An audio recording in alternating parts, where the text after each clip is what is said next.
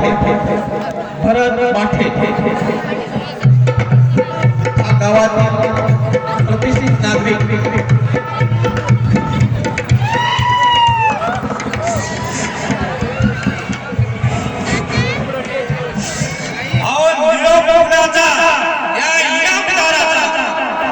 बरोबर माणूस हजर झालाच पाहिजे, नाहीतर या गावात तो दिसता कामा नये.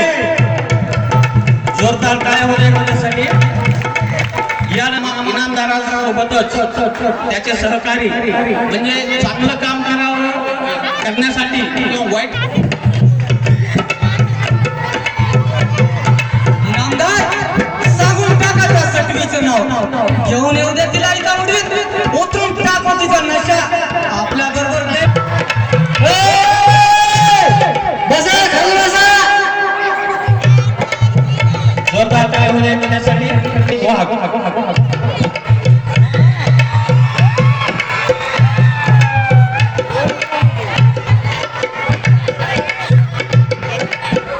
काय कारण घेऊन बसला चौकार. अहो जवळपास 15 वर्षे झाली मी या घरात काम करतोय. अगदी एवढीसा होतो तेव्हापासून या घराची चाकरी करतोय बघा. पण आमच्या घराला अगदी बाहुबली सारखा कुलदीपक जन्माला यावा त्यावेळेस आमच्या वहिनी साहेब गेल्या बघा देवा घरी. तेव्हापासून मग आमचा मालक पोलिसाच्या कुत्र्यावर इकडं तिकडं वास घेत घेत फिरत पण अजून पण त्याला कोणी भाव द्यायचा.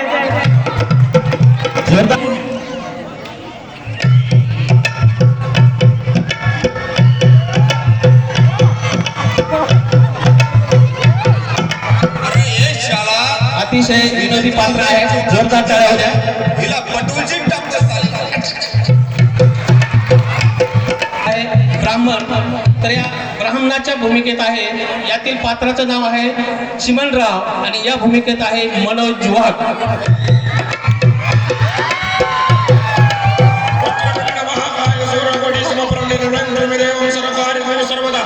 ज्यांचं कोणाचं लग्न होत नसलं त्यांनी माझ्याकडे यायचं. जोरदार टाळ्या होत्या.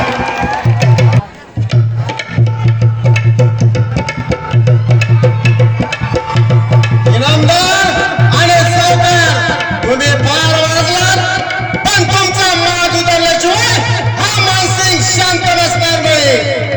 जोरदार टाळ्या होत्या.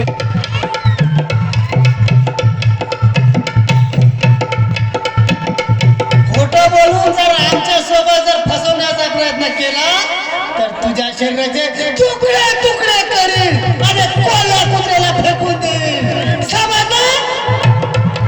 जोरदार टाळ्या होत्या.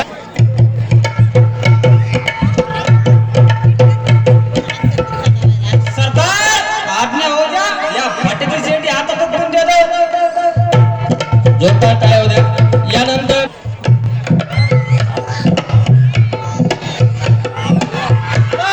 नीट डोळे उघडून ठेवून पहा. हा कुशाबा सर नाही. जोरदार टाळ्या होत्या. आणि या नाटक भूमिकेत येत आहे नितीन देवकर.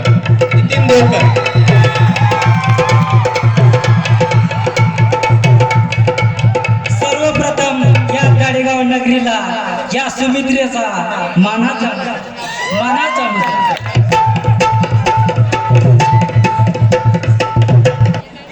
चांग्या बेरड की ज्याच्याकडून इनामदार व सावकार हे वाईट कामं करून घेतात तर त्या चांग्या बेरडच्या भूमिकेत आहे दीपक देवकर.